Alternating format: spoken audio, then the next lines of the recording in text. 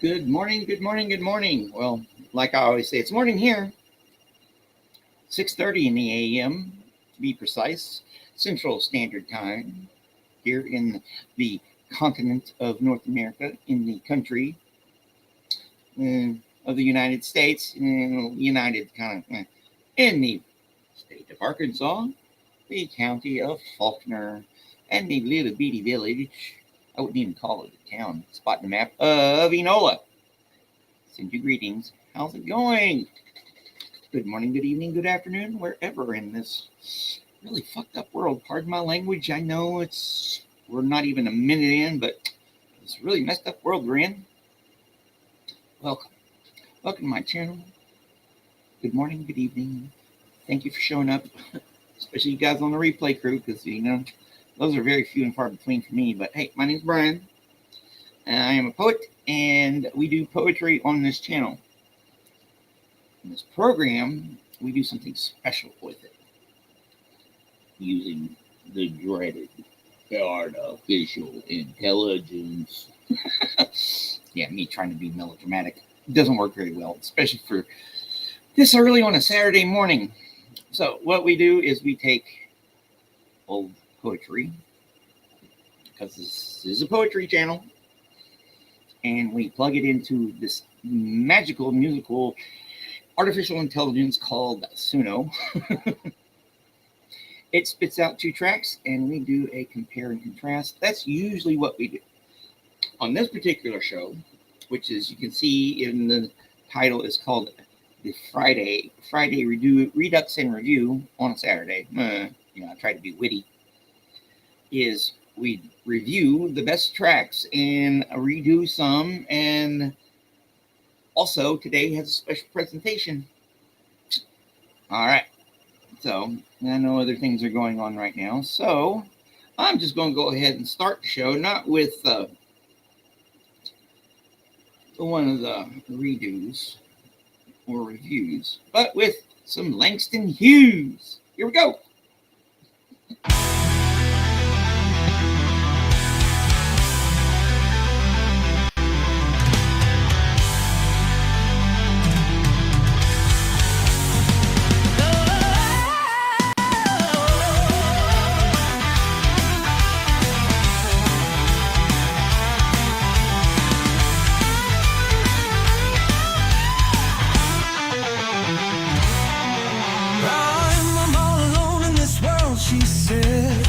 Ain't got nobody to share my bed. Ain't got nobody to hold my hand. The truth of the matters, I ain't got no man. The big boy opened his mouth and said, trouble with you is you ain't got no head. If you had a head and used your mind, you could have me with you all the time. She answered, babe, what must I do?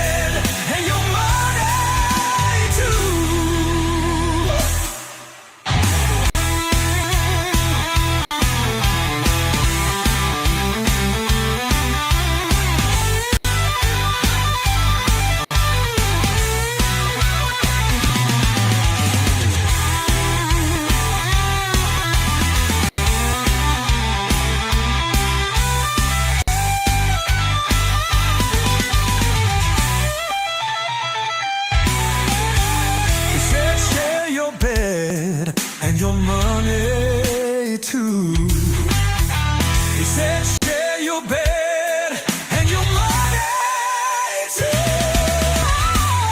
Big boy opened his mouth and said, trouble with you is you ain't got no head. If you had a head and used your mind, you could have me with you all the time.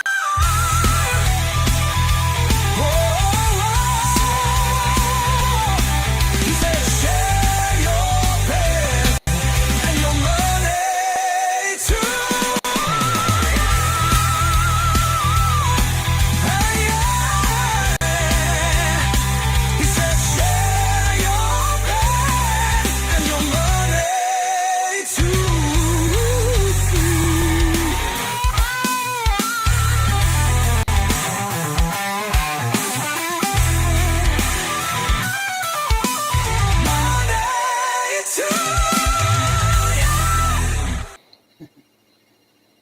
Yes, that's always a good one. Always a good one to start with. And good morning to you, Kathy. How's it going? It's pretty early there. Yeah, we're going to have crappy weather here today, so at least for a little while. So I guess this is going. A good thing that this is going on right now. Oh boy. So yeah. All right. So what do I got here? I'm going to do our review. Let's just get into it because that's how we do it here. All right. Very first one I'm going to play. Not that one. Got to get into the right folder here.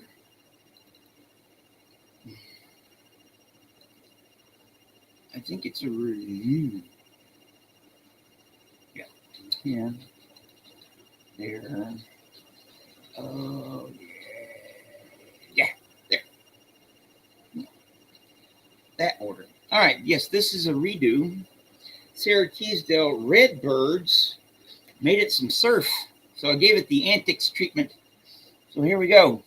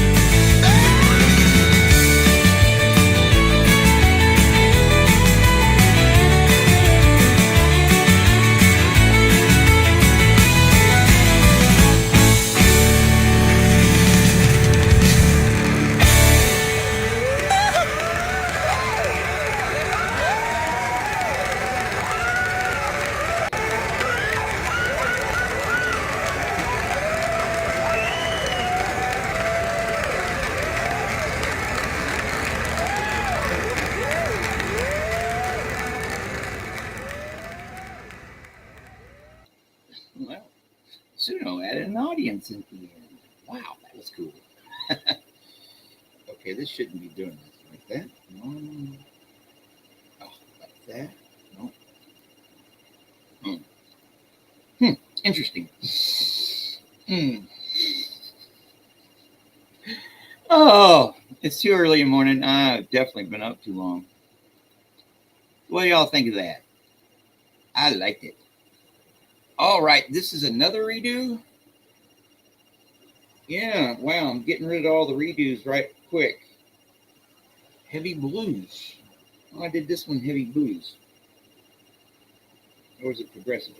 One of those. You know me and the freaking heavy blues metal. It's my preferred genre. So here we go. A Pawpaw. And this was by Maurice Thompson. Here we go.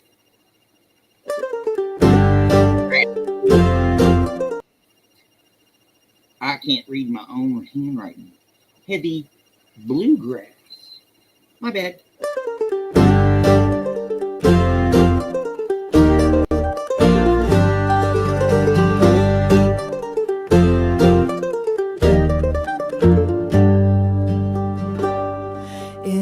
Musky groves were chilly all day long, mocking the nuthatch and the cardinal.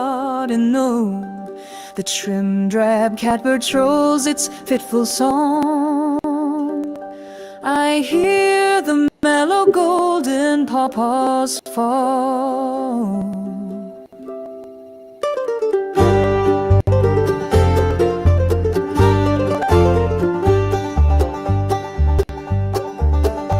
But luscious fruit scorned as of little worth by those who long for guavas of the south, figs and bananas pining that the north is barren of the luxuries of the earth.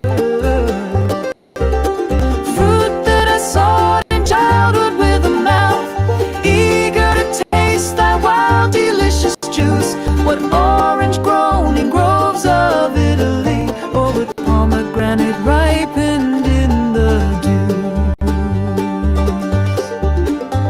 of Grecian Isles would I not now refuse for the rare flavored racy pulp of thee.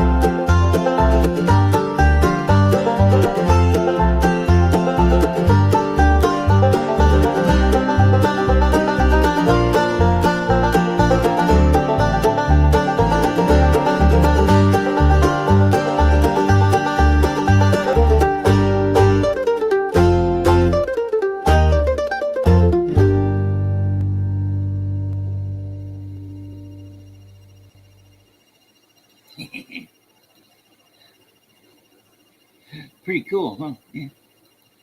Yeah. Well, I like it. I hope y'all like it. I hope y'all like it enough too, and I should have already done this to do that. You know, like and subscribes and all that stuff. Not like it does me too much good. We're still stuck at 446 for the third time. Will it be fourth, or will we go on? Will it be a fourth time, or will we go higher? You know, it's all part of the game. But in the meantime, everything we do here on this program is under fair use and in the public domain. I like it more in the public domain than anything, you know, because it's cool.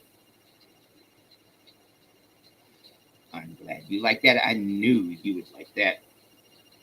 You know, you ought to tell some of your old buddies about what I do here. Although, I don't know. There are purists and stuff, you know. In a minute, George. Who knows? Or you just want to go that way. Go on, go. You can get your butt up there. Oh, dogs. All right. What are we doing next here? Oh, this is a review. Yes, a review.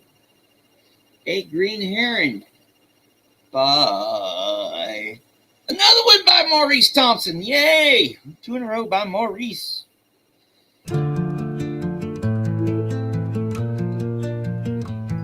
Where a bright creek into the river's side shoots its keen arrow, a green heron sits, watching the sunfish as it gleaming flits. From sheen to shade he sees the turtle glide through the clear spaces of the rhythmic stream, like some weird fancy through a poet's dream. He turns his golden eyes from side to side in very gladness that he is not dead, while the swift wind stream ripples overhead and the creek's wavelets babble underneath. Oh, bird, that in a cheerful gloom dost alive, thou art to me a type of happy death. For when thou fliest away, no mate will grieve, because a lone strange spirit vanishes.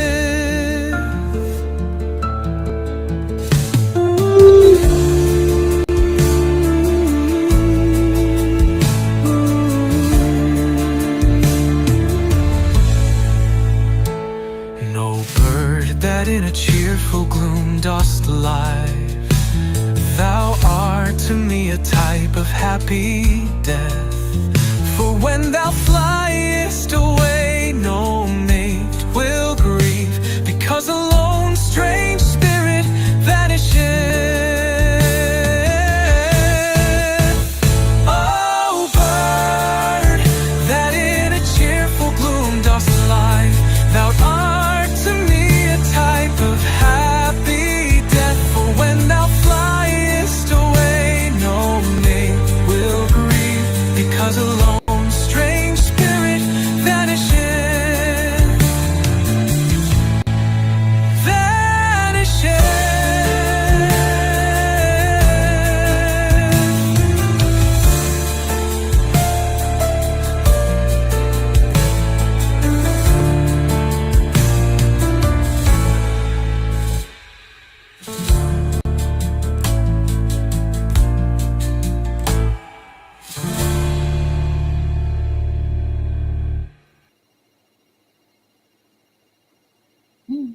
That one was pretty cool.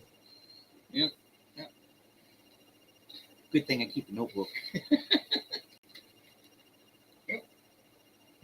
Anyways, where are we at now? Oh, we're going on to the next one, because that's what we do here. All right, so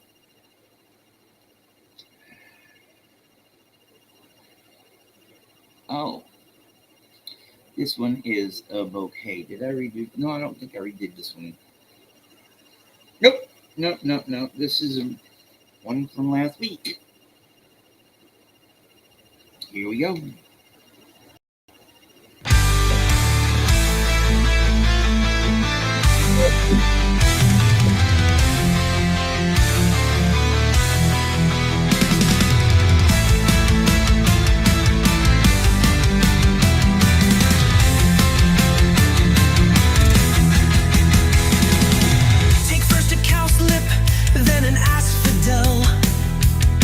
A bridal rose, some snowy orange flowers.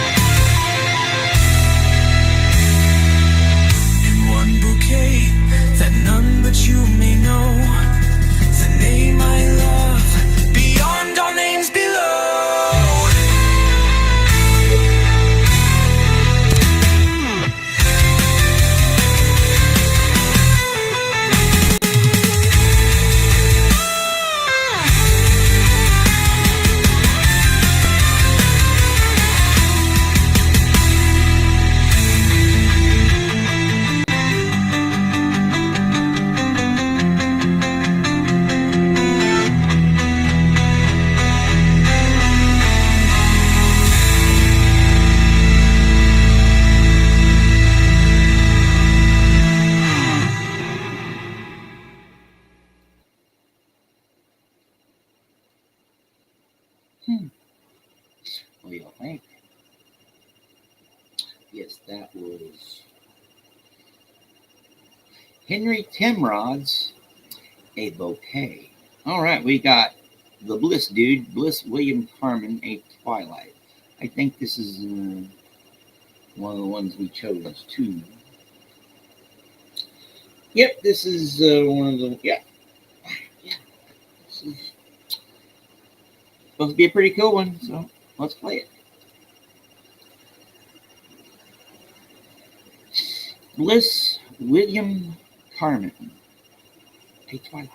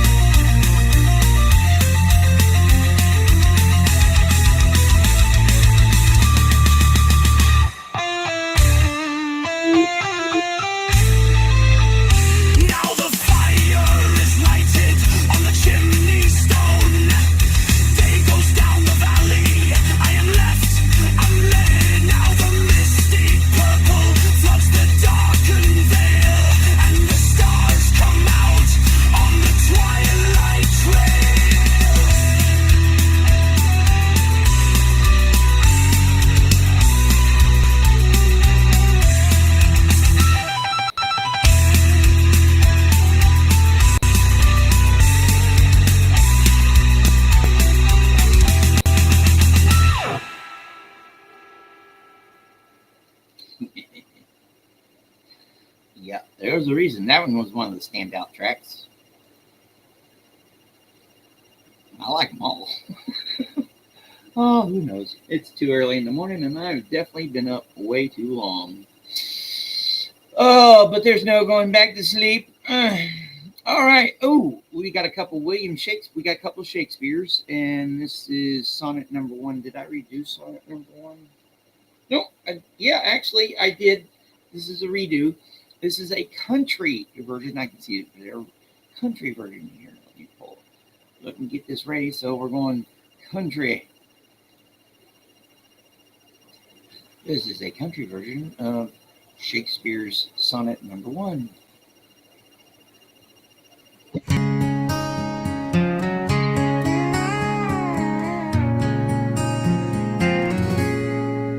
From fairest creatures we desire increase,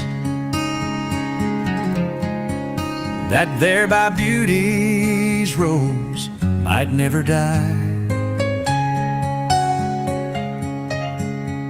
But as the riper should by time decease, his tender air might bear his memory. But thou contracted to thine own bright eyes, feedest thy light's flame with self-substantial fuel, making a famine where abundance lies. Thyself thy foe, to thy sweet self too cruel. Thou that art now the world's fresh ornament, and only herald to the gaudy spring, within thine own bud buryest thy content, and tender churl mixed waste indignant. Pity the world, or else this flooding be, to eat the world's due by the grave and thee.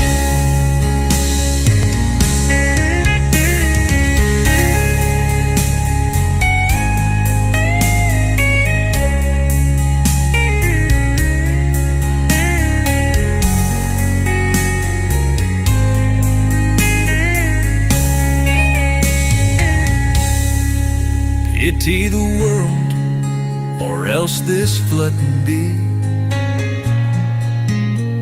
to eat the world's due by the grave and thee.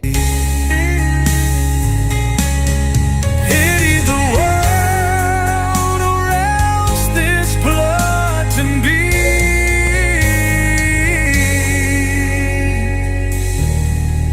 to eat the world's due by the grave and thee.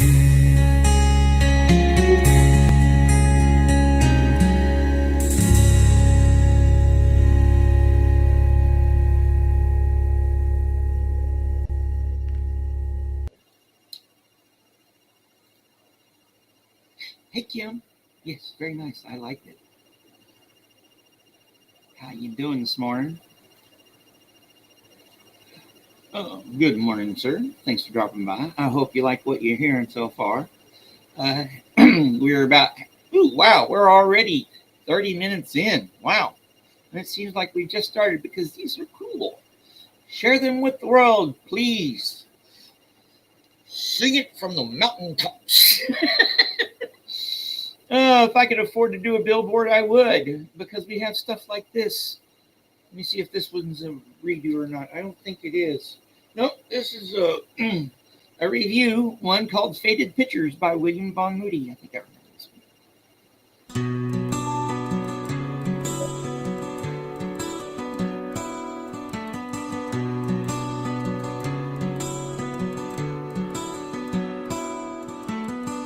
Only two patient eyes to stare out of the canvas, all the rest. The warm green gown, the small hands pressed, light in the lap, the braided hair.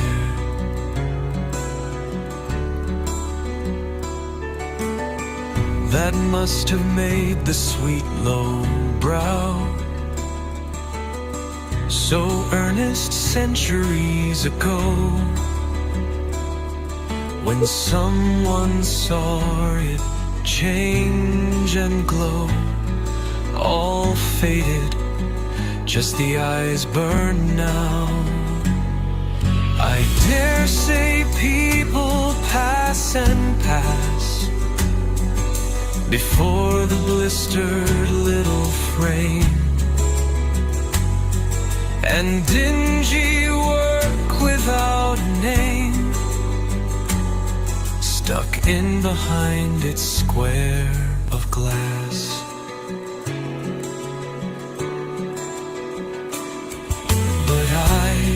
But I left Raphael just to come drink these eyes of hers, to think away the stains and blurs, and make all new again and well. Only for tears my head will bow, because they're on my heart's last wall. Scarce one tint left to tell it all. A picture keeps its eyes somehow.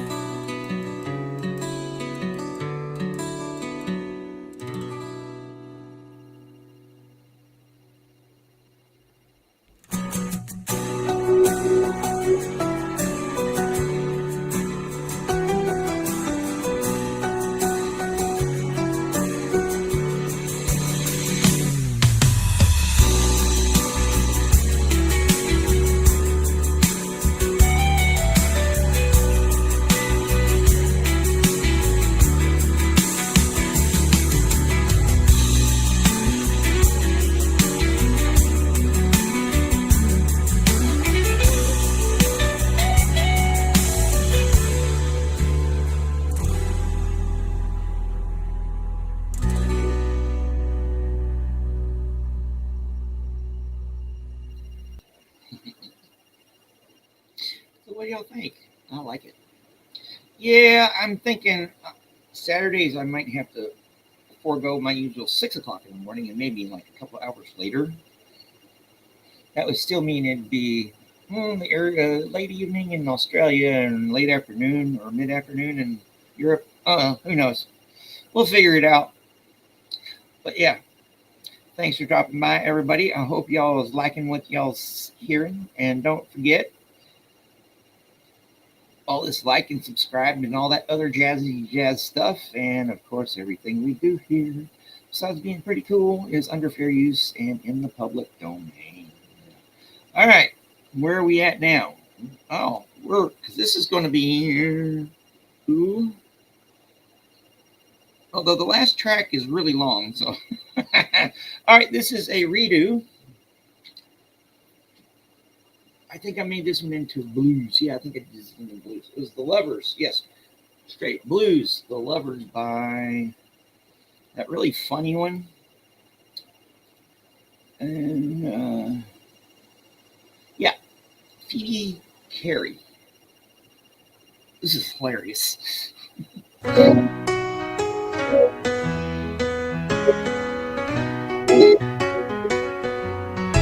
Sally Salter, she was a young teacher who taught, and a friend, Charlie Church, was a preacher who praught, though his enemies called him a screecher who scrawled. His heart, when he saw her, kept sinking and sunk, and his eye meeting hers began winking and wonk, while she in her turn kept thinking and thunk. He hastened to woo her, and sweetly he wooed, for his love grew until to a mountain it grew, and what he was longing to do, then he'd do. In secret he wanted to speak, and he spoke, to seek with his lips what his heart long had soaked. So he managed to let the truth leak, and it loke. He asked her to ride to the church, and they rode. They so sweetly did glide that they both thought they glowed, and they came to the place to be tied, and were told,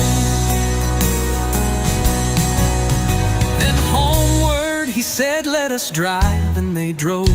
And as soon as they wished to arrive, they arose. For whatever he couldn't contrive, she controlled. The kiss he was dying to steal, then he stole. At the feet where he wanted to kneel, then he knelt. Then he said, I feel better than ever I fall. So they to each other kept clinging and clung, while time, a swift circuit, was winging and won. And this was the thing he was bringing in blood. The man Sally wanted to catch and had caught, that she wanted from others to snatch and had snarled, was the one that she now liked to scratch, and she scrawled. And Charlie's warm love began freezing and froze, while he took to teasing and cruelly to toes the girl he'd wished to be squeezing and squawk. He cried when she threatened to leave him and left. How could you deceive me as you have deceived? And she answered, I promised to cleave, and I cleft.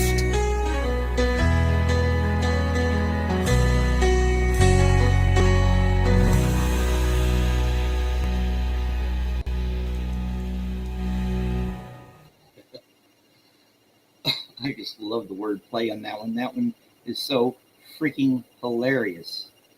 Yep. All right. Yeah, we're going to just keep on. Ooh, this is the second Shakespeare one, and this isn't a redo. Yeah. This is, all right. Sonnet number 3. Shakespeare's Sonnet number 3. Yep, here we go.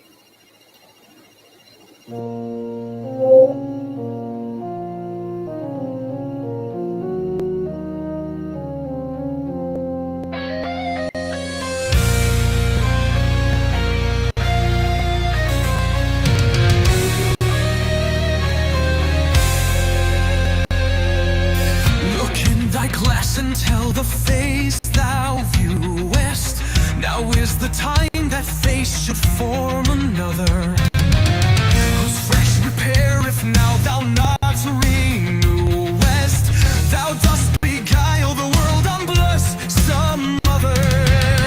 For where is she so fair, whose unneared moon disdains the tillage of thy husbandry?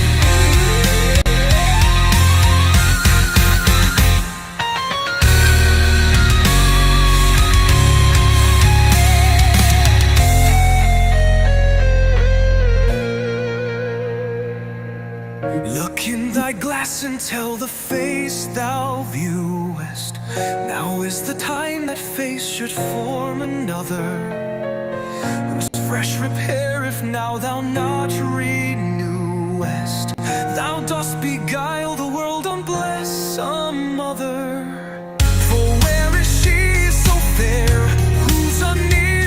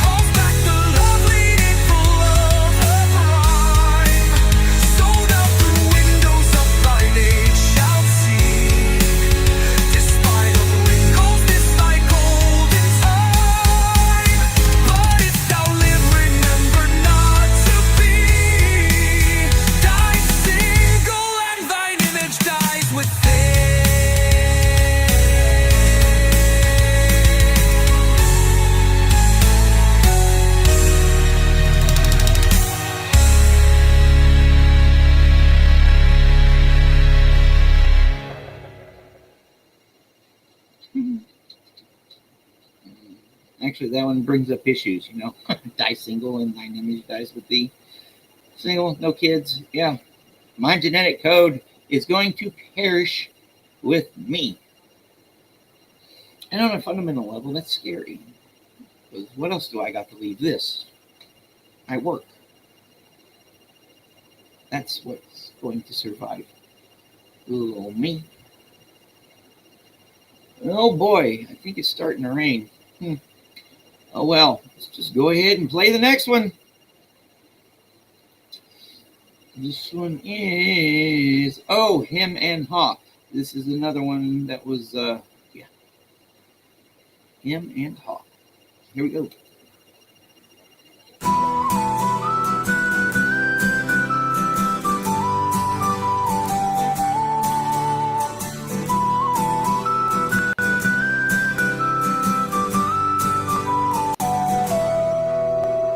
Him and Ha were the sons of sin, created to shally and shirk. Him lay round and Ha looked on, while God did all the work. Him was a fogey and Ha was a prig, for both had the dull, dull mind.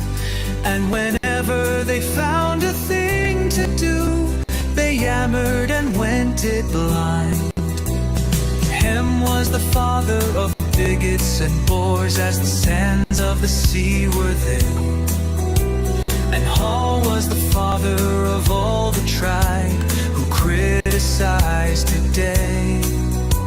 But God was an artist from the first and knew what he was about, while over his shoulder sneered these two and advised him to rub it out.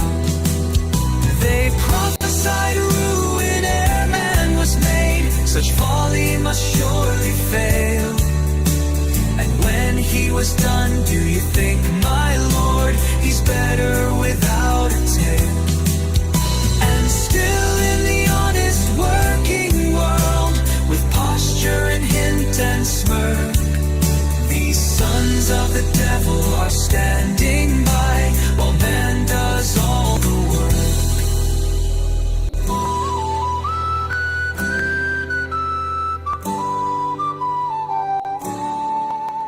They balk, endeavor, and baffle reform in the sacred name of law. And over the quavering voice of Ham is the droning voice of Ha.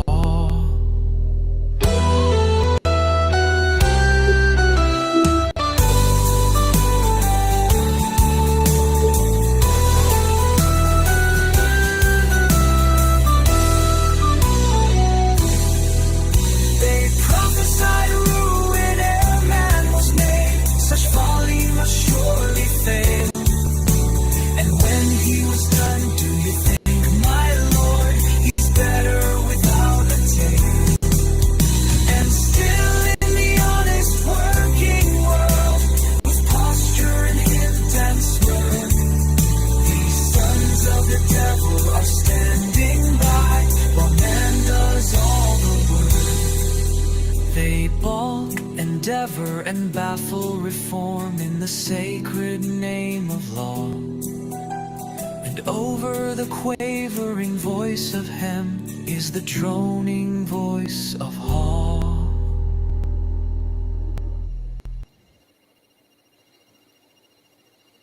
Oh, we're going to get dumped on. We're supposed to, at least the last forecast I looked at, we're supposed to get like an inch dumped on us at like 10 o'clock, around 10 o'clock, and it's starting right now, so it's starting earlier than it's supposed to. So yeah, we're going to get freaking dumped on. It's like it's never going to end. Oh Lord. And it's just going to make my yard more unkempt until I can get some working equipment to get it fixed or taken care of, just like everything. Oh, okay, so this was one that both the tracks were really good, so I just picked one of them. This was this guy named Archibald McLeish. The Rape of the Swan.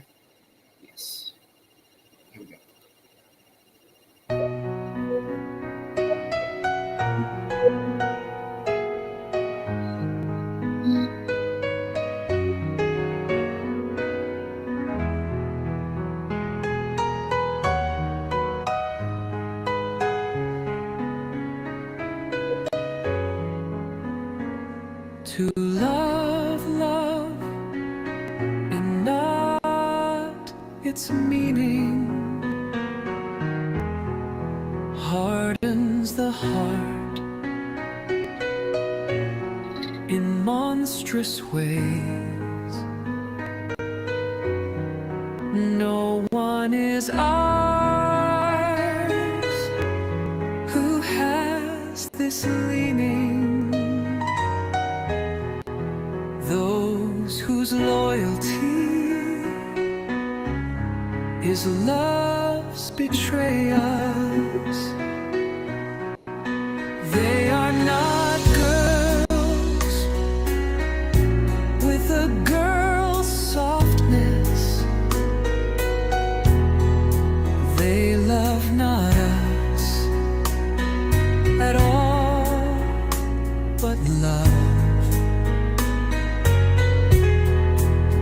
They have hard and fanatical minds. Most often it is not we, but a dream that must cover them. A woman who loves love cannot give it. Her part is not to give but take. Even the great swan by the river, her fingers strangle and the feathers break.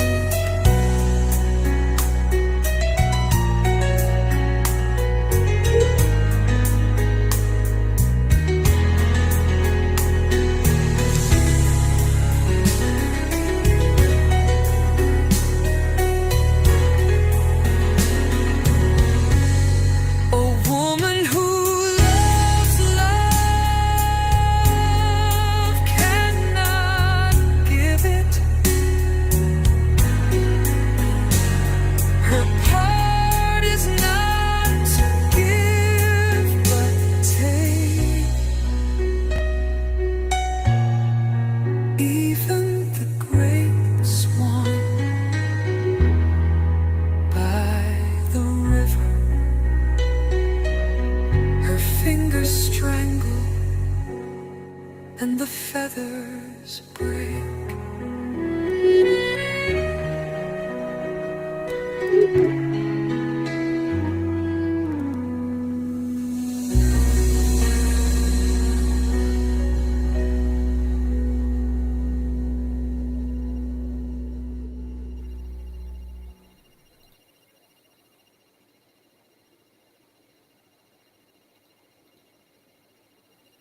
Good evening, T, and good afternoon, Irish. Thanks for dropping by. And House, how you doing? Yes, that one is pretty lovely. Even though the name. Oh boy. Although that does bring up the image of, in Greek mythology, Zeus. Zeus turning himself into a swan and having his way with the numerous humans he had his way with and then else. Oh yeah, that was the one that was birthed Helen, who went on to betray Menelaus because Aphrodite was too prideful and wanted to be considered the most lovely, and and it made Helen fall madly in love with Paris. The face that launched 1,000 ships. Wow. Oh, the Greeks. All right, so we are here. This is the cool one of the cool ones, The Lawyer's Way. And this is not a redo. So, here we go.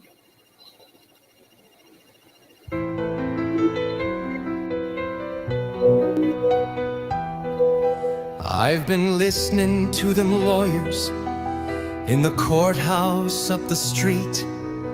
And I've come to the conclusion that I'm most completely beat. Fussed one feller is to Argy, and he boldly waded in as he dressed the trembling prisoner in a coat of deep-dyed sin. Why, he painted him all over in a hue of blackest crime, and he smeared his reputation with the thickest kind of grime, till I found myself a-wondering in a misty way and dim, how the Lord had come to fashion such an awful man as him.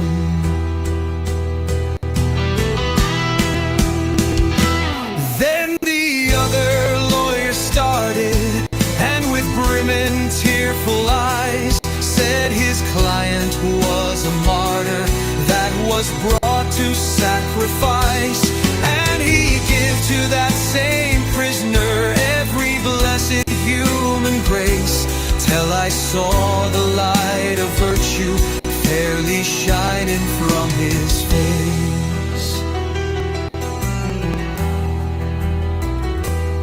Then I own it, I was puzzled how sich things could rightly be, and this aggravating question seems to keep a-puzzling me. So will someone please inform me, and this mystery unroll, how an angel and a devil can possess the self-same soul.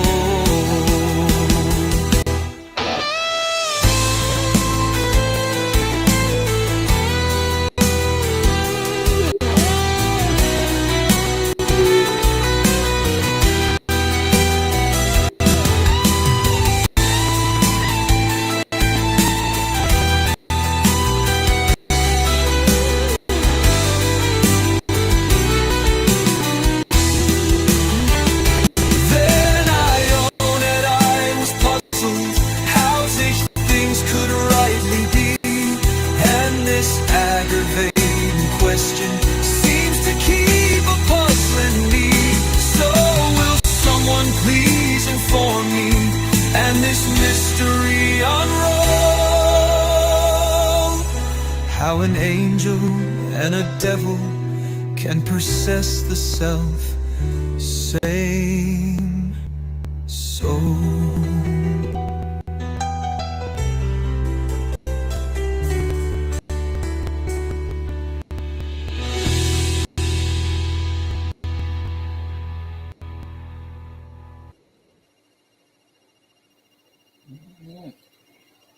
All right, here. Yeah. This in here.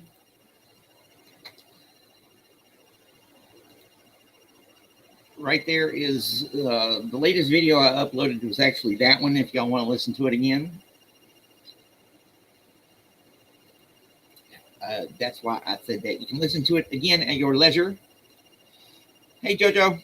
Your device isn't set up yet. To get Great. started, download the Google Home app on a phone or tablet. Damn smart speaker. Ain't too smart. Oh. I wouldn't want to be in ancient Greece, period. The past was the worst. Disease, hand-to-hand combat with sharp, pointy objects? No. Honestly, though, if I would lived in any historical era, 11th century Baghdad, they had running water, and a poet could actually make a living being a poet. Running water and indoor plumbing. Yeah, the past was the worst. I actually stole that from this guy named Simon Whistler. Simon Whistler, one of my favorite quotes. The past is the worst. You know, I like freaking medical science and indoor plumbing. All right. Oh, this is a redo. Oh, we're getting into this is the part of the special presentation for today. This one Hey, Niam. Don't worry, we're going to play more after these are done because, you know, I'm not done. But this next one is a redo. And if you know me, you know I'm a Black Sabbath fan.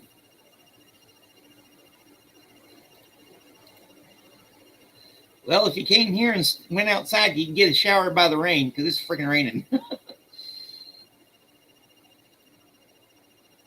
Yeah. 12th century Baghdad would have been, even though they were, you'd have to be a Muslim or whatever. You can, and I'm not a religious person or whatever. I couldn't be a Buddhist and live there, but. All right, so if y'all know me, you know I love Black Sabbath. So I made this one into a Sabbath-esque one, The Japanese Lullaby by Eugene Field.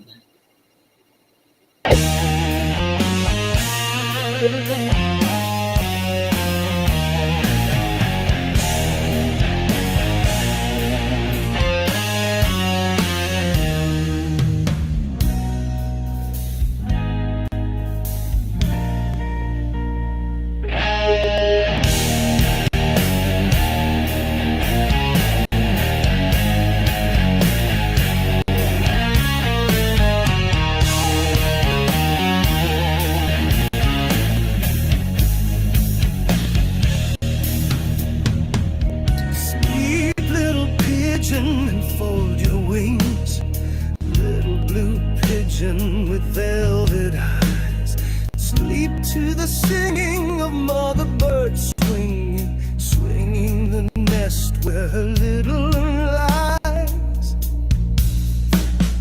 Way out yonder I see a star, silvery star with a tinkling song. To the soft dew falling I hear it calling, calling and tinkling the night along.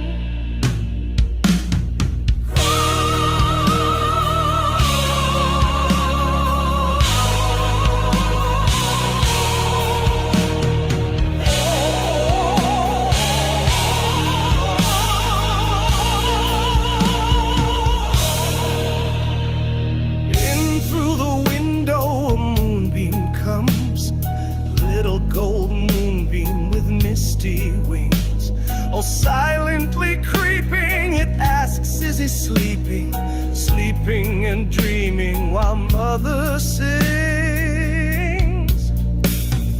Up from the sea there floats the song of the waves that are breaking upon the shore, as though they were groaning in anguish and moaning, bemoaning the ship that shall come no more.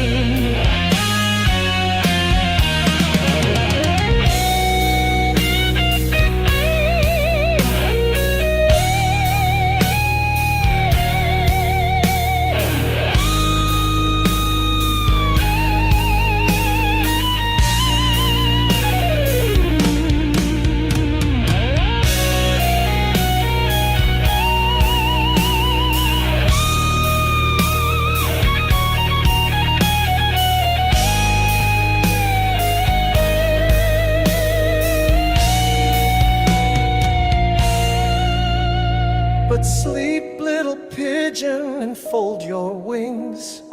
Little blue pigeon with mournful eyes. Am I not singing? See, I am swinging, swinging the nest where my darling lies.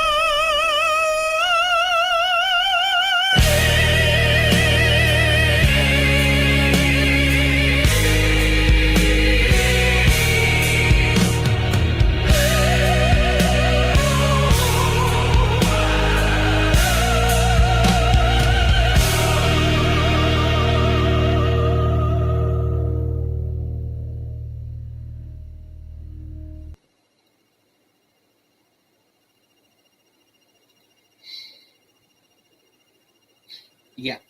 The first thing, if you got into a time machine and went back into, say, ancient Rome, the first thing you would notice when you walked out the door would be the smell. Why do you think incense and all that stuff was such a valuable commodity?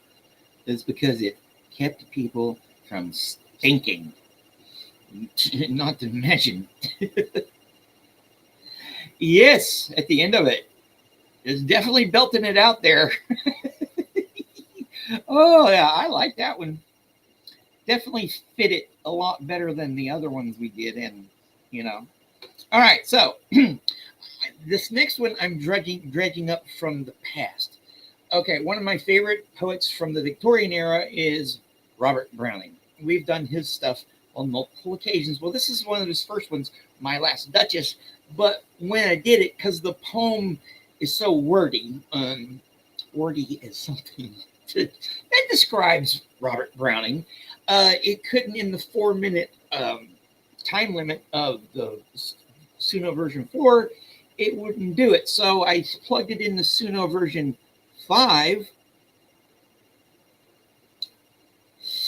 And this is what we came up with. And, yeah. Yeah. The past was the worst. Can you just imagine some of the stuff that we take for granted now? Yep, poultices.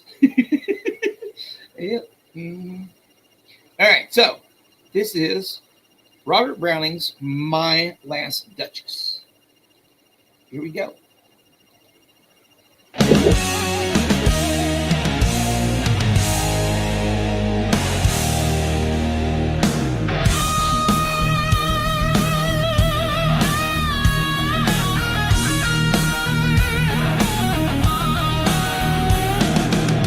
That's my last Duchess, painted on the wall, looking as if she were alive. I call that piece of wonder now from Pandolf's hands. Work busily a day, and there she stands. Will please you sit and look at her, I said. From Pandolf by design, for never read. Strangers like you, that pictured countenance, the depth and passion of its earnest glance. But to myself they turn, since none puts by the curtain I have drawn for you. But it seemed as they would ask me if they durst, how such a glance came there, so not the first. Are you to turn and ask the sir? 'Twas not. Her husband's presence only called that spot of joy into the Duchess' cheek. Perhaps Fred Pandolf chanced to say her mantle left over my lady's wrist. Too much or paint must never hope to reproduce the faint half flush that dies along her throat. Such stuff was courtesy, she thought, and cause enough for calling up that spot of joy she had. A heart, how shall I say, too soon made glad, too easily unimpressed. She liked whate'er she looked on, and her looks went everywhere. Sir, 'twas all one, my favor at her breast, the dropping of the daylight in the west, the bough of cherry summer vicious fool broke in the orchard for her, the white mule. She rode with round the terrace all, and each would draw from her alike the approving speech, or blush, at least she'd think men good, but think somehow, I know not how, as if she ranked my gift of a 900 years old name with anybody's gift who'd stoop to blame.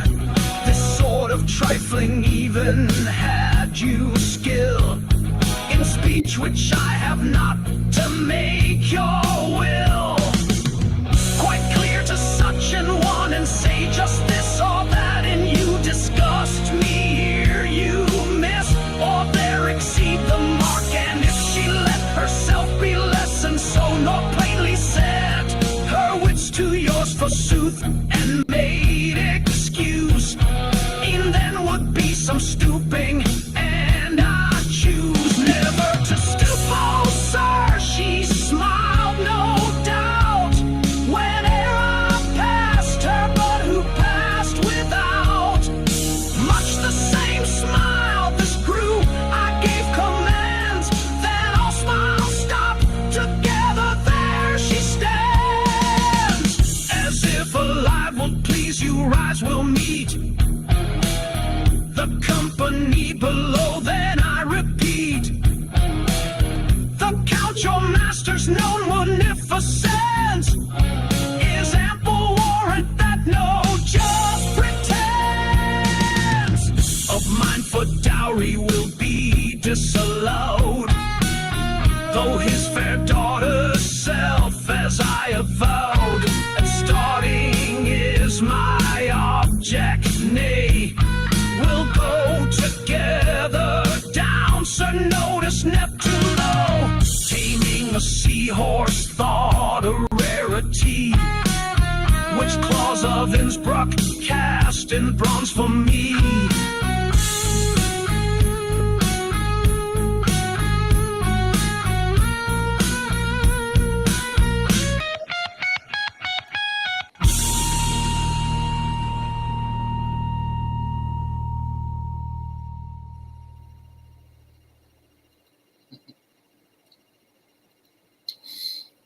Yeah, I thought that was kind of appropriate because, you know, the narrator is an aristocratic misogynist a-hole who offed his previous duchess, and you know, he's in negotiations. This is the story behind it. He's in negotiations with representatives of another poor girl, poor girl's father, who wants to buy themselves into the aristocracy. You know, it's so totally appropriate. I loved it. Indeed, especially on days like this when it's humid as hell outside. Oh my Lord. Yeah. The past was the worst, even though it's pretty bad outside right now. I like our modern conveniences. We just got to learn to, you know, have balance with them, you know, turn them off every once in a while and get back to our base. All right, now, here we've come to the actual presentation for today. One of my favorites, and we've done his stuff more than once, Alfred Lord Tennyson. All right, here is the text for this particular one, called Lady of Shalott, one of my favorites. Now, back 30 some years ago, this Celtic folk, Irish folk Celtic singer named Lorena Mechanic, Irish, if you're still here, you know who she is, did this, and I thought it was pretty cool. It's like 20 minutes long, you know, everything. Well, don't worry, this one's not 20 minutes long. It's 16, almost. But here, let me share this with you here. Share screen, because this is pretty cool. Now, this poem is in 4 sections. So basically, this is a 4 movement suite. The first movement, you know, talks about the lady and everything and stuff, and they're all pretty cool. So when you read along, you know, the way it's structured, it actually kind of brings out everything. And I want y'all to actually pay attention to part 3, because part 3 is probably the coolest part, when he starts talking about Lancelot. Who, you know, Lancelot, he just screws everything up. The pretty boys screw stuff up now, don't they? And then, of course, I was very impressed by, you know, I did a little guiding and everything, but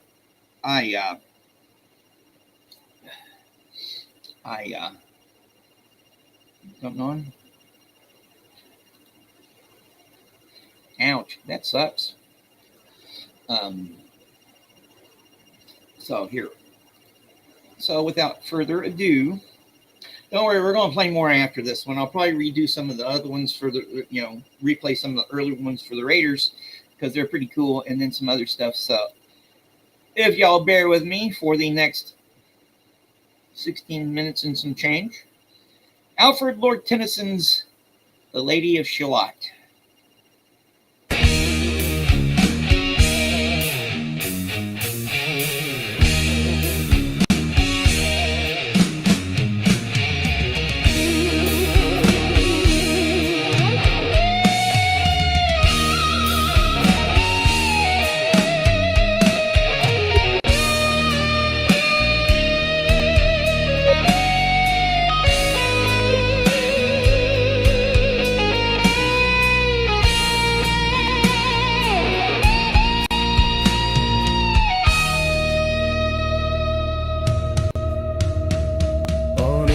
Side, the river lie, long fields of barley and of rye that clothe the wall and meet the sky, and through the field the road runs by to many towered Camelot, the yellow-leaved water lily, the green daffodilly tremble in the water chilly round about Shalott.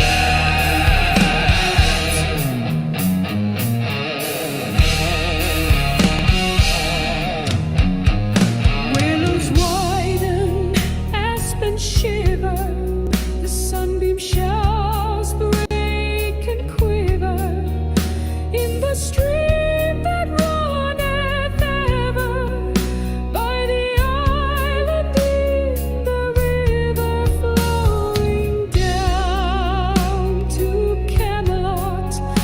Four grey walls and four grey towers overlook a space of flowers, and the silent tile embowers the Lady of Shalott.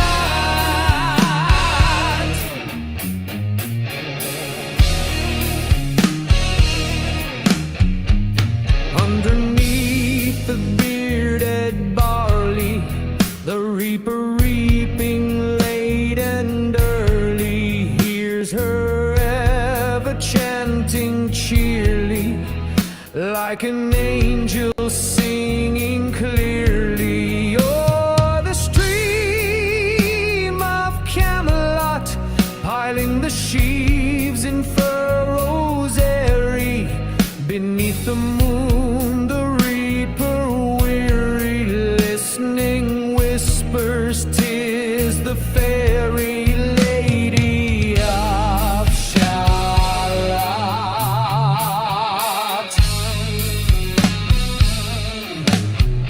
The little isle is all enrailed with a rose fence and overtrailed with roses by the margin held.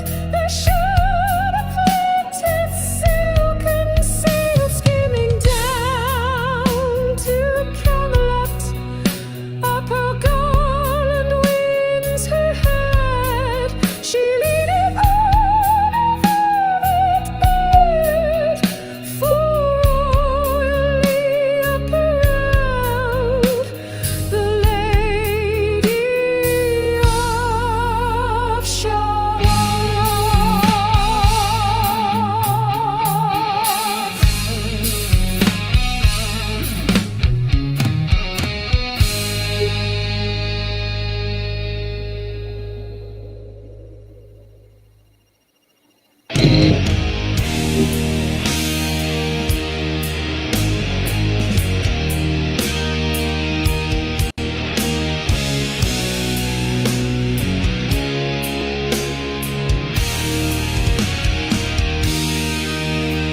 No time hath she to spoil and play, a charmed web she weaves our ways.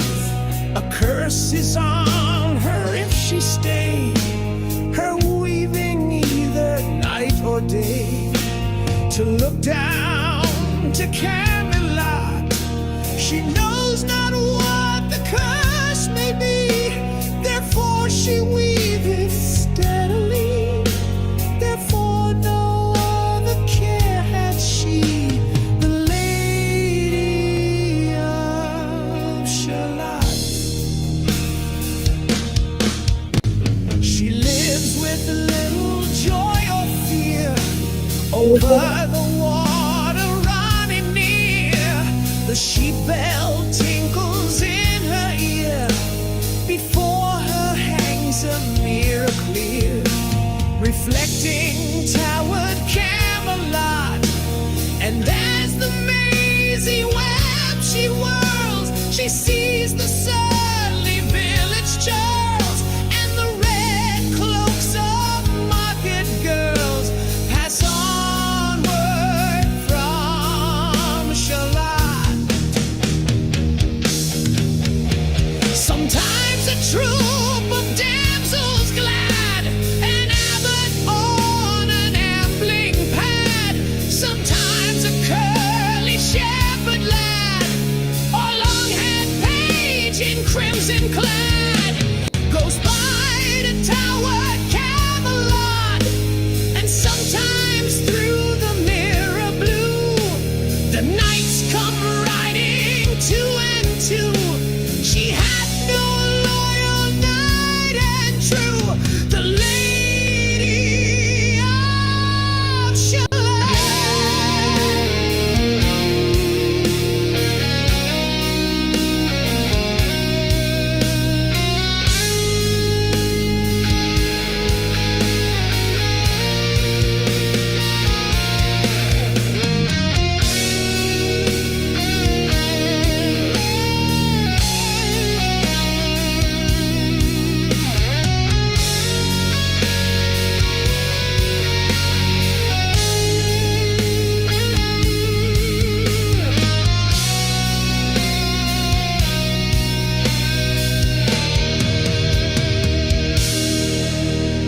But in her web she still delights to weave the mirror's magic sights. For often through the silent nights, a funeral with plumes and lights, and music came from Camelot. Or when the moon was overhead, came two young lovers lately wed. I am half sick of shadow, said the Lady of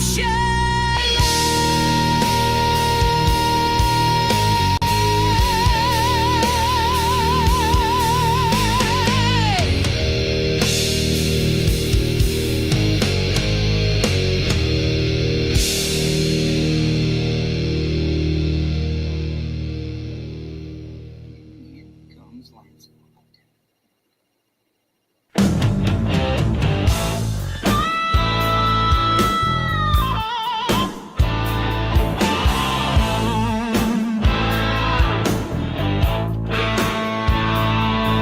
A bow shot from a bower eaves, he rode between the barley sheaves. The sun came dazzling through the leaves and flamed upon the brazen greaves of bold Sir Lancelot. A Red Cross Knight forever kneel to a lady in his shield that sparkled on the yellow field beside remote Shalott.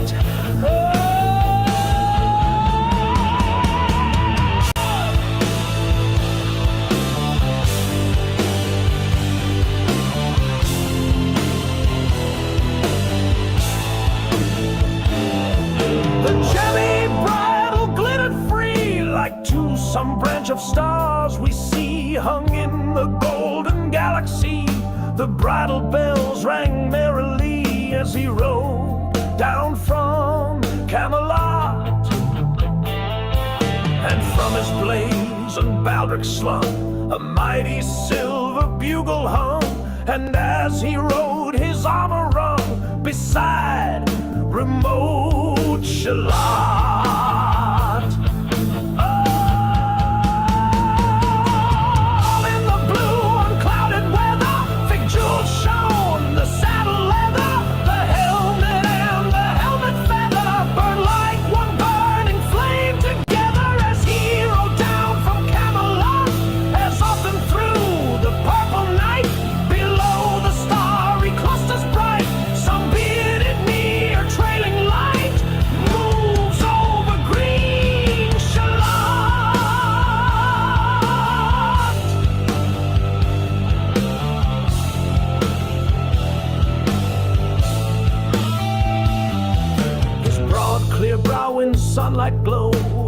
burnished hooves, his warhorse strode. From underneath his helmet flowed his coal black curls as on he rode, as he rode down from Camelot. From the bank and from the river he flashed into the crystal mirror. Tiralira, tiralira, sang Sir Lancelot. Oh, she left the web, she left the loom. She made 3 paces through the room. She saw the water flower bloom. She saw the helmet and the plume. She looked down to Camelot. Out flew the web and floated wide. The mirror cracked from side to side. The curse has come upon me, cried the Lady of Shalott.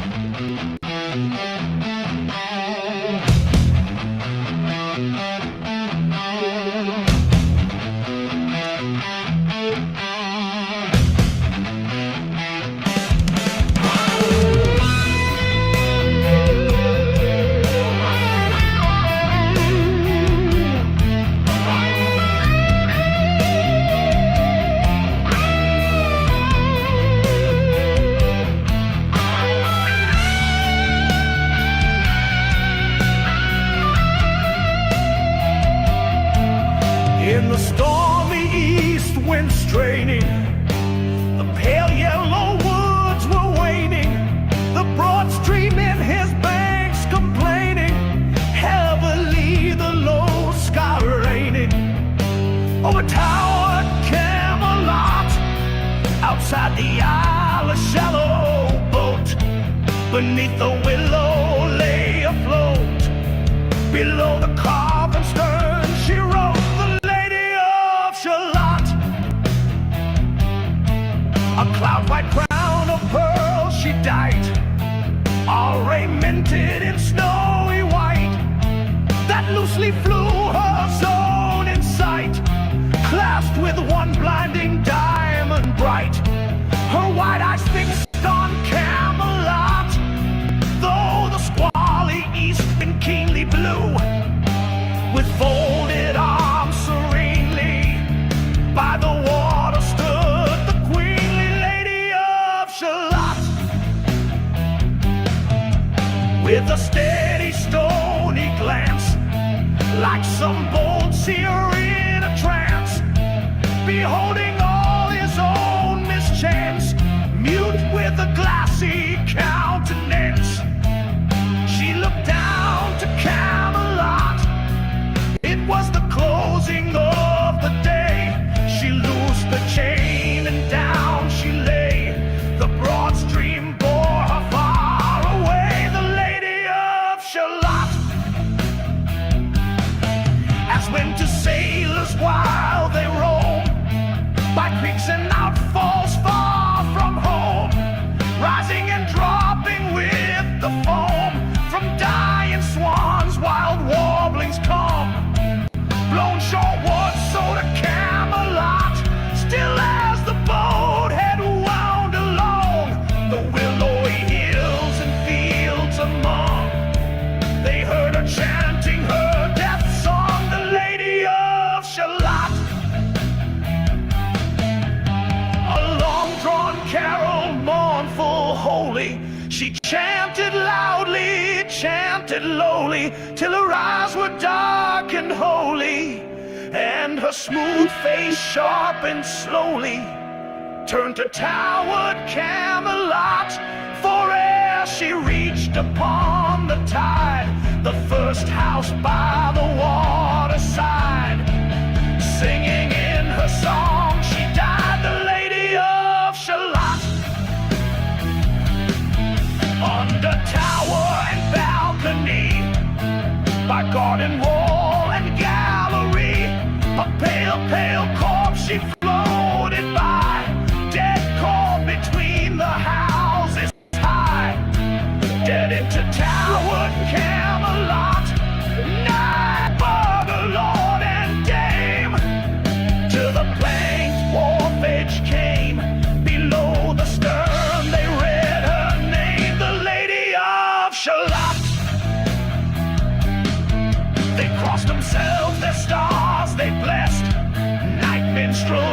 but squire and guest. There lay a parchment on her breast that puzzled more than all the rest. The well-fed wits at Camelot, the web was woven curiously. The charm is broken utterly. Draw near and fear not. This is I, the Lady of Shalott.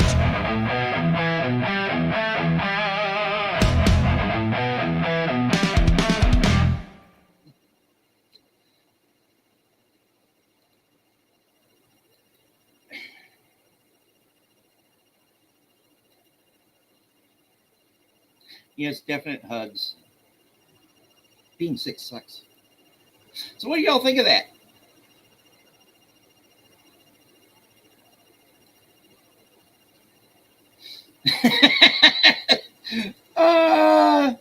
Hey, Irish, get your metal head out. No. But as an overall piece, I love it. Especially that third section. I could just see Lancelot just riding down. He doesn't have to do anything. And he screws shit up. Let's see here.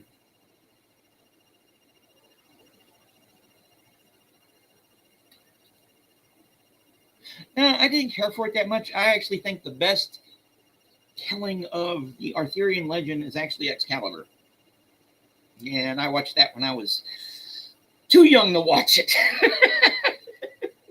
Oh, no wonder I am. Oh.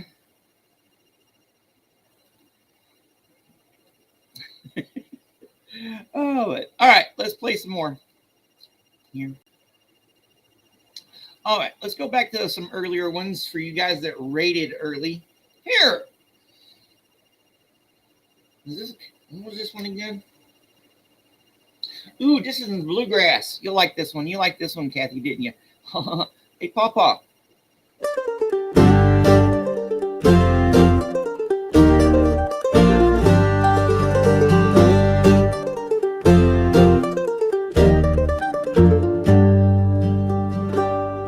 In dusky groves were chilly all day long, mocking the nuthatch and the cardinal. The trim drab catbird trolls its fitful song. I hear the mellow golden pawpaws fall.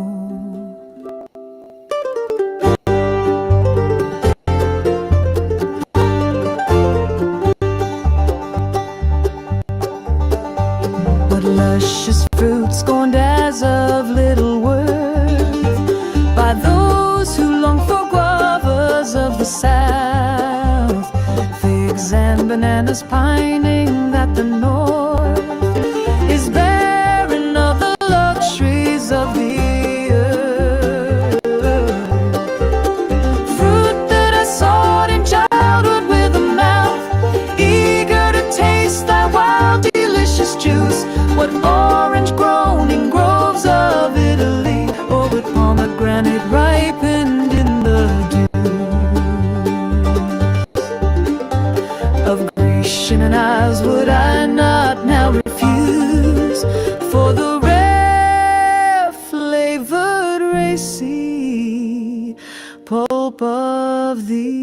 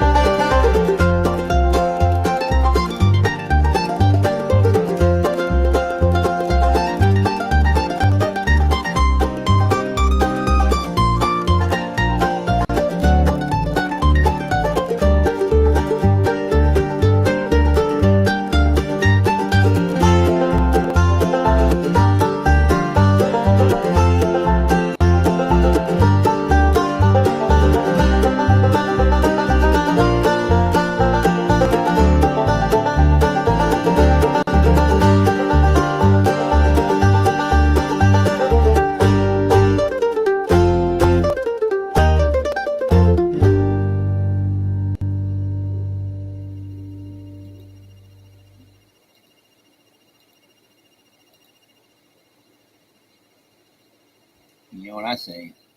We're all mental here. Red birds, long and long ago.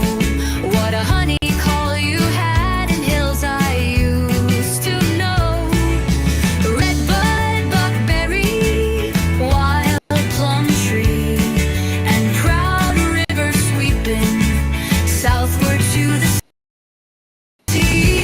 Brown and in the sun, sparkling far below, trailing stately round her bluffs where the poplars grow. Red birds, are you singing still as you sang one May Day on Saxon's Hill?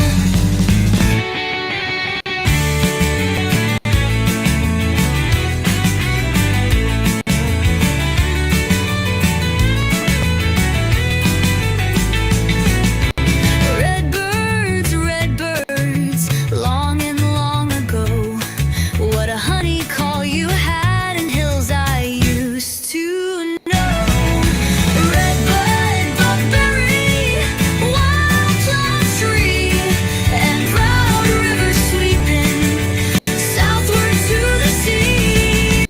Brown and gold in the sun, sparkling far below, trailing stately round her bluffs where the poplars grow. Red birds, are you singing still as you sang one May Day on Saxton's Hill?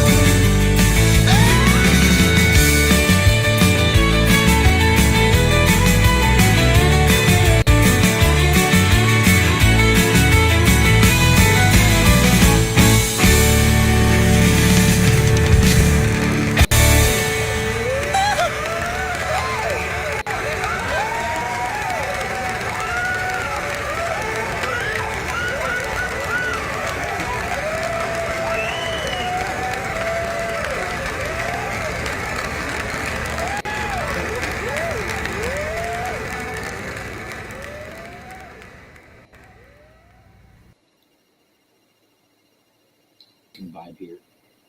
I've stayed in the front yard all my life.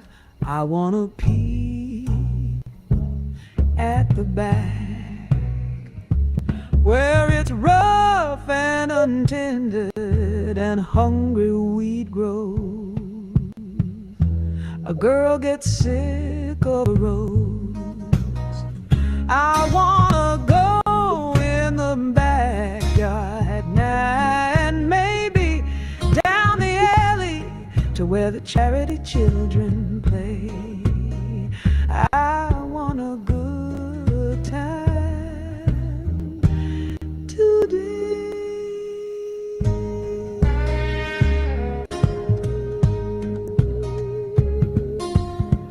They do some wonderful things. They have some wonderful fun. My mother sneers, but I say it's fine. How they don't have to go in at 8:45. My mother, she tells me that Johnny May will grow up to be a bad woman, that George will be taken to jail soon or late.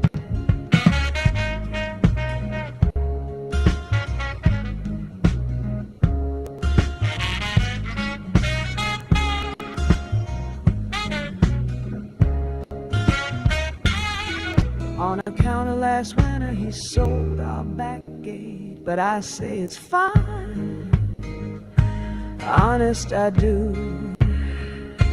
And I'd like to be a bad woman too,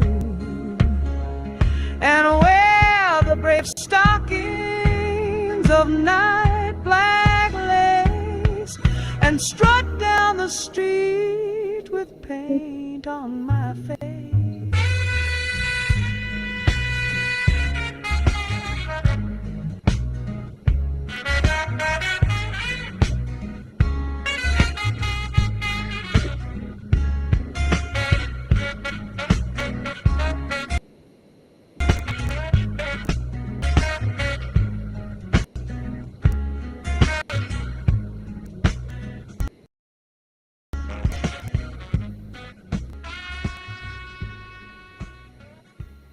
Let's go ahead and play this one.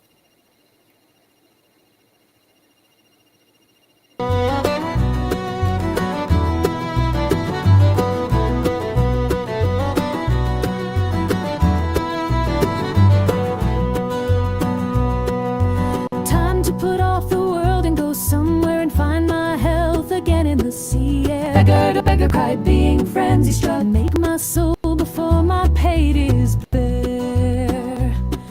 Get a comfortable wife and house to rid me of the devil in my shoes. Beggar to beggar cried, being frenzy struck, the worst devil that is between my thighs. And though I'd marry with a comely lass, she need not be too comely. Let it pass. Beggar to beggar cried, being frenzy struck, but there's in a looking glass.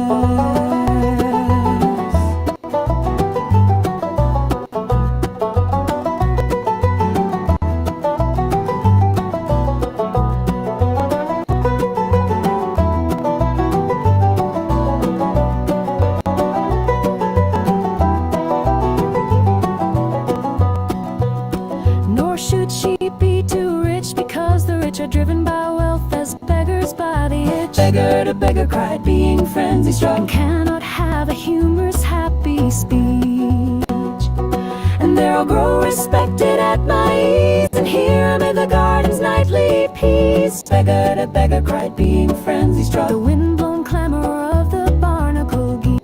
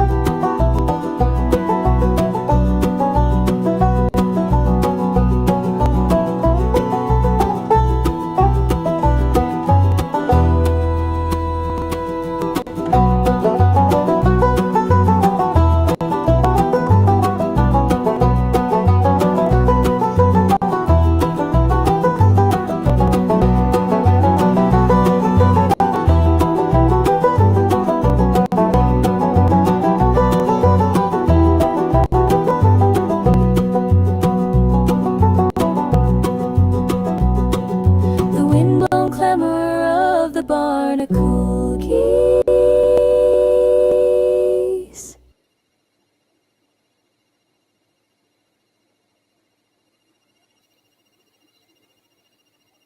But of course. How's it going, Sophia? Always nice to see you around. Of course, Irish. Tell yourself that. Yeah, love me some banjo now, don't we? Oh boy, it's been a morning, and you know what I say? It's been a morning, and I've already been up too long. So let's play something here. All right, no, not that one. How about another Robert Browning? Here we go.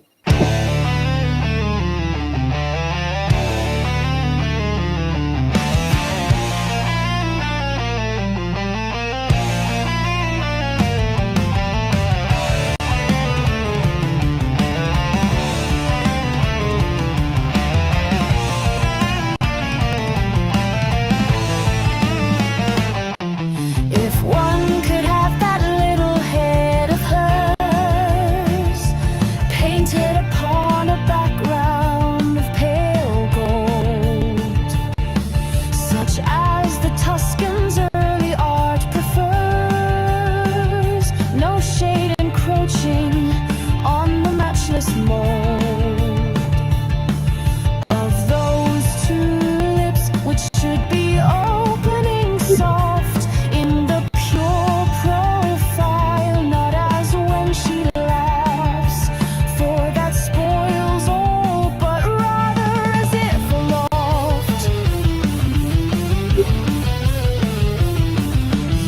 hyacinth, she loves so leaned its staffs, birthing of honey-colored buds to kiss,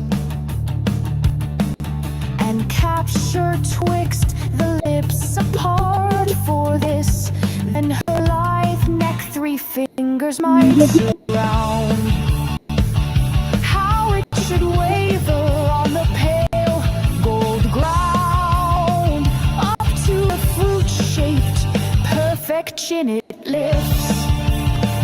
I know Correggio loves to mass in rifts of heaven, his angel faces orb on orb, breaking its outline, burning shades absorb.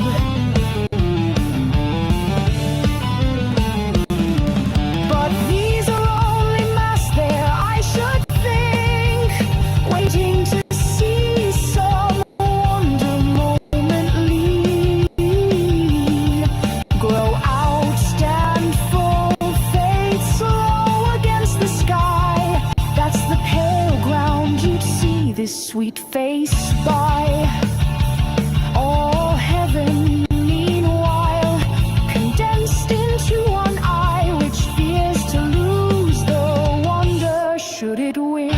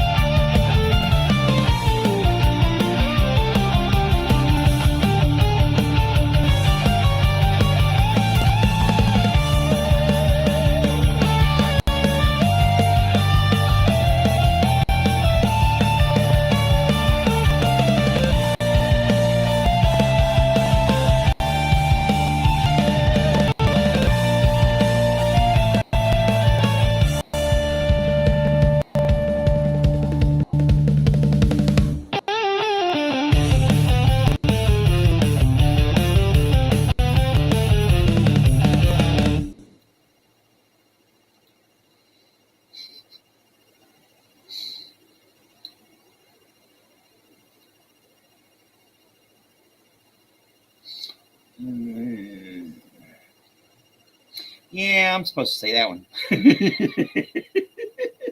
Oh, don't you love it? Hey, how's it going? Radiate Life. How you doing? Yes, it is awesome, ain't it? All right, we're going to play some more.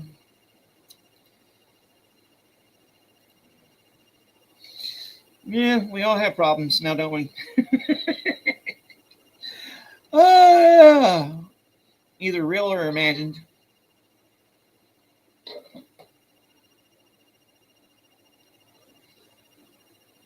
Okay. It's just yeah. Let's just go ahead and play this one. Heaven blazed, then it's the rain. They said what queer book she must have read. But she must have read. Love by whom I was begun.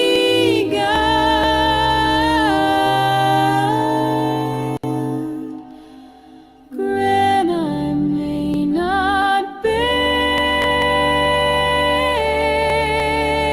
a child. Little does she guess today what the world may be. They say what world may be. Snowdrift deep and cover till spring, my murdered lover. Little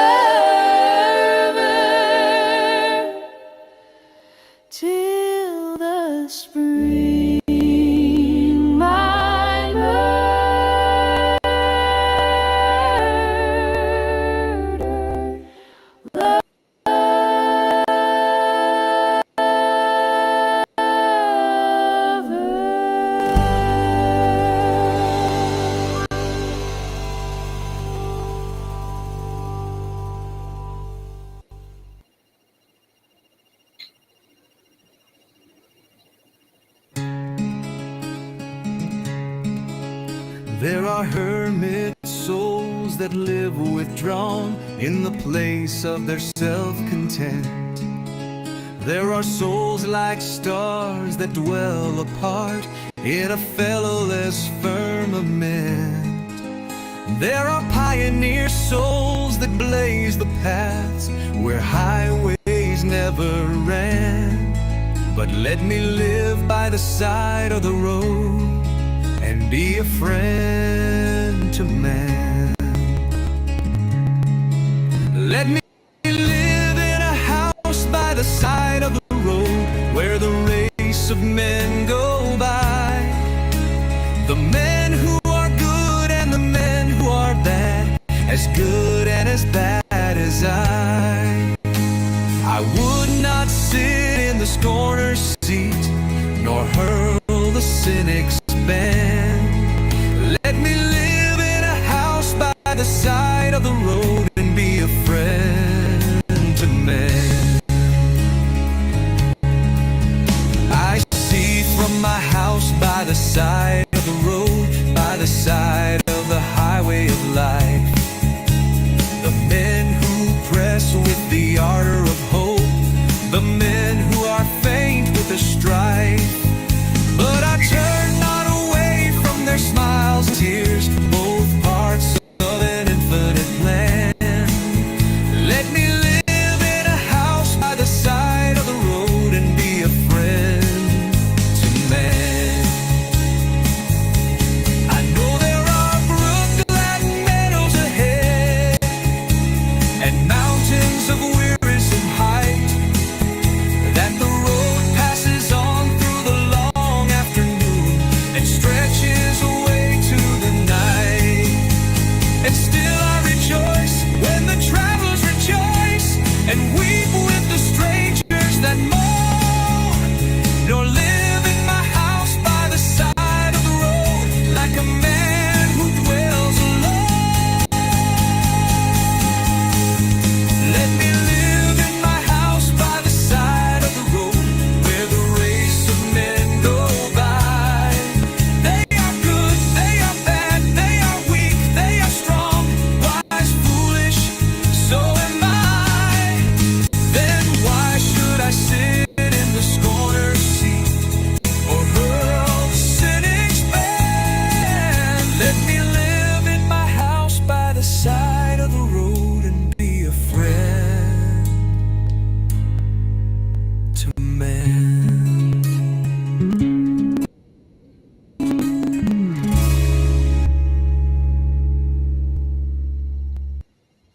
Oh, let's change it a little bit. Change it up.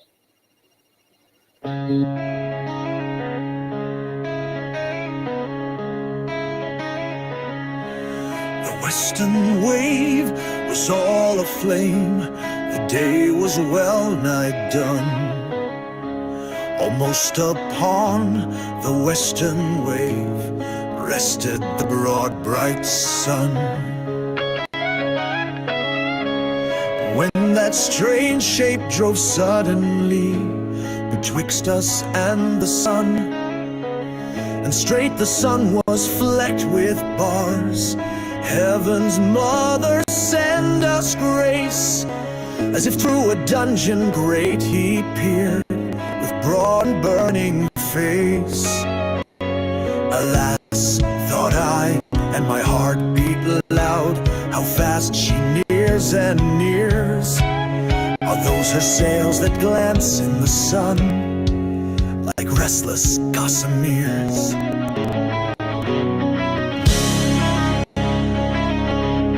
Are those her ribs through which the sun did peer as through a grate? And is that woman all her crew? Is that a death? And are there two? Is death that woman's mate? Her lips were red, her looks were free, her locks were yellow as gold. Her skin was as white as leprosy. The nightmare life in death was she, who fixed man's blood with cold. Naked Hulk, along alongside came, and the twain were casting dice. The game is done, I've won, I've won. Quoth she and whistled thrice.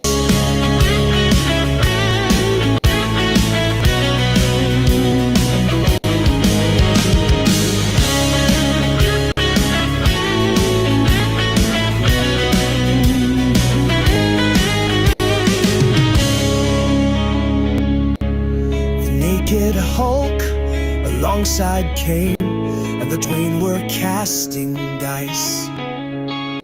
The game is done, I've won, I've won. Quoth she and whistles thrice. Quoth she and whistles thrice. Oh, oh, oh, oh, oh. Quoth she and whistles thrice.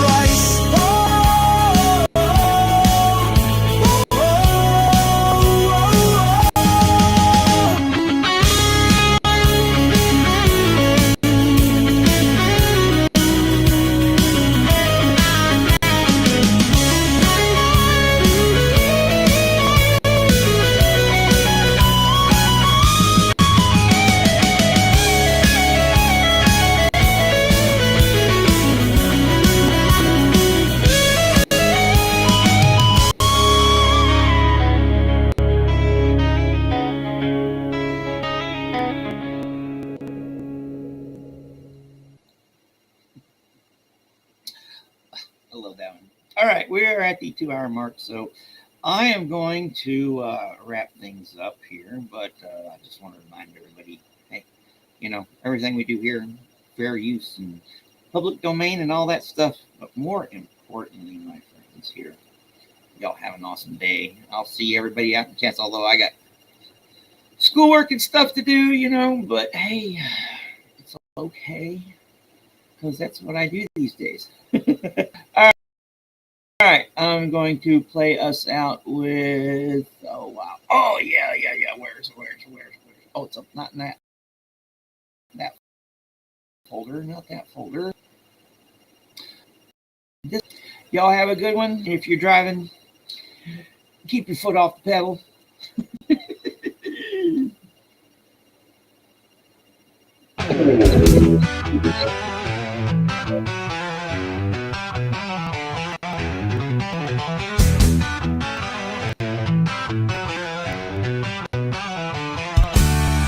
He sleeps on the top of a mast with his eyes fast closed. The sails fall away below him like the sheets of his bed, leaving out in the air of the night the sleeper's head.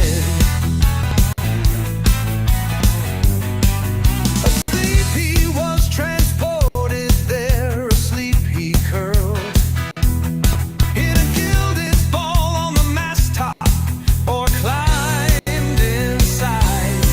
A gilded bird, or blindly seated himself astride. I am founded on marble pillars, said a cloud I never moved. See the pillars there in the sea, secure in introspection. He peers at the watery pillars of his reflection.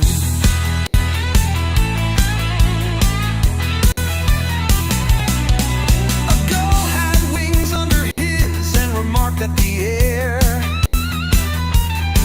was like marble.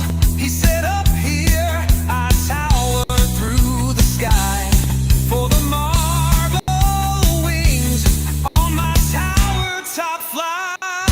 But he sleeps on the top of his mast with his eyes closed tight.